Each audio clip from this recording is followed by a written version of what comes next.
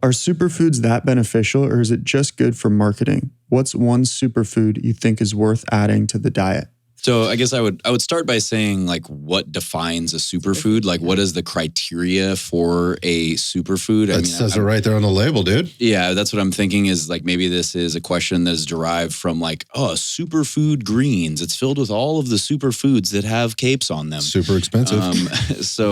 I guess, yeah, there are certain foods that you could probably categorize as quote unquote superfoods, like some of the most nutrient dense foods. The call out in the question was like, what food stands out to you? I would say avocados is probably, that stands out to me as one of the most nutrient dense foods in terms of the types of fats in it, the fiber that's in it, the vitamins and minerals that are in it. That is a food that I would qualify as a superfood. Are superfoods valuable? Well, yeah, I would say so. And there is certainly a list, beyond avocados that, that you should be consuming on a regular basis. Sure. I guess, should my diet be comprised solely of superfoods? No, but you should be implementing them on a fairly regular basis. Yeah, so it's like the definition of this is like nutrient dense food choice based on what it is that you're trying to consume, maybe from a macronutrient or micronutrient profile. So going back to like the avocado, I think it's a great one, man. And like some people eat way too many avocados, and some people probably don't eat enough. They could probably be eating more, avocado. And why? Because when we look at it, like, okay, where does this fit into things? So we look on a macronutrient level, we're looking at a very high quality fat.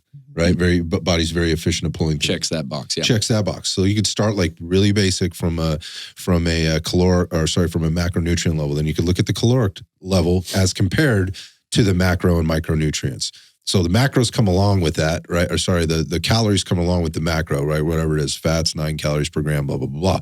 But what you're getting for every calorie and for every gram of that avocado, when you start to dip down into things like phytonutrients, and vitamin mineral profiles, potassium, B vitamins, fiber, all those things that are in avocados, highly dense, right? With regard to that, versus again, you could go to, like, we could move to olive oil as an outstanding source of fat. However, when we start to go down to those different levels, it's not quite as dense, right? With regard to vitamin mineral profiles. Again, then we can get into like, well, how was it processed and what type of a container did it come in? And you get lost in the weeds there. I think what we're trying to understand is like, what is a superfood? I think again, there's a ton of them. And so which ones are the best ones?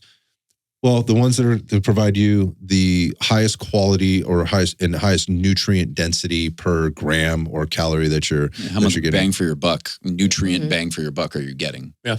So I love what you said. What you said there about avocado. It's one that I eat infrequently, but when I do, dude, I dig it. Oh yeah, I love that stuff. Can I tell you a little story? So with my daughter, when it was time for her to go from formula to food, the pediatrician actually recommended that we start with avocado just because of the nutrient density, all of the things that we talked about. But the other thing is too that children or people generally don't have an allergy to it as well. So it's very easy for them to start with that, and it's very easy for them to put in their mouth and just...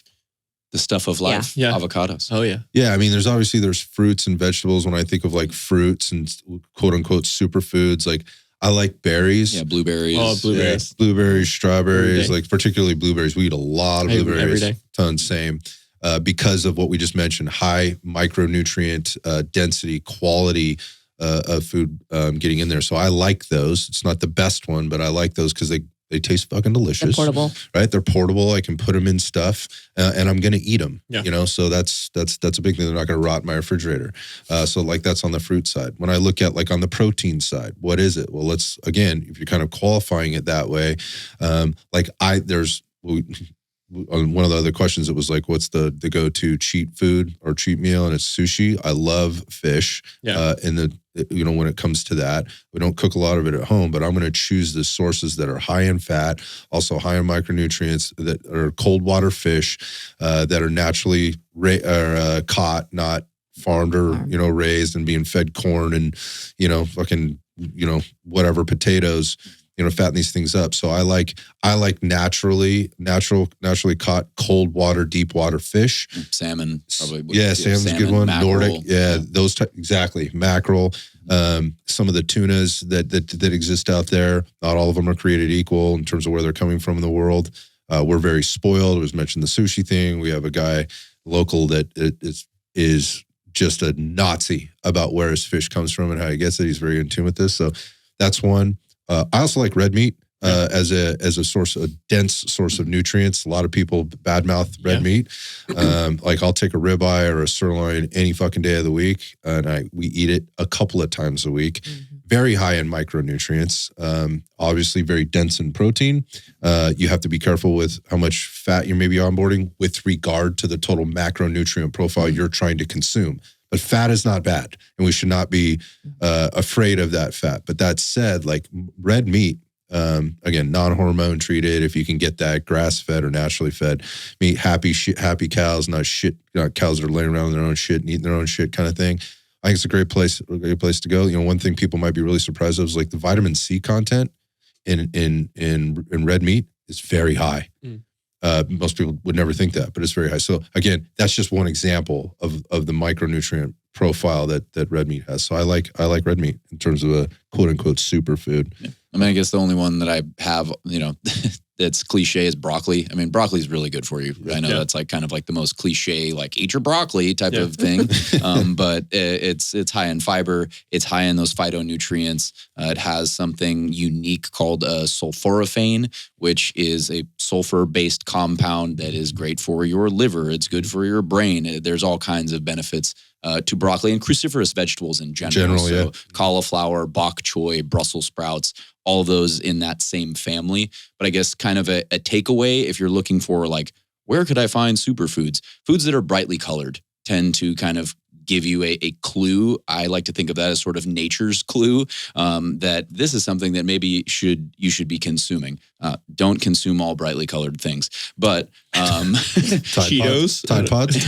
Yeah. So, but yeah, naturally bright things like bell peppers, various fruits, various vegetables, things that are purple, things that are orange, things that are red, things that are yellow. Those types of foods tend to be higher nutrient density. Yeah, that was nature's way of attracting us to them. Yeah. Right. Eat this so you don't die. Right. It looks good. Like it's attractive. It catches your eye. It's easily spotted. And, as you're out there hunting and you're gathering, foraging or whatever else. It's great advice.